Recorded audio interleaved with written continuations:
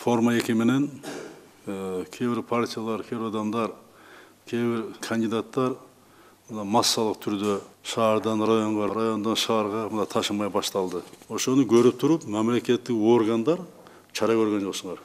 Бардын көрүп турасың, укук органдар, жергиликтүү бийлик, тим койдуңар. Ошону көрүп туруп, ошону токтотпой атпайсыңарбы?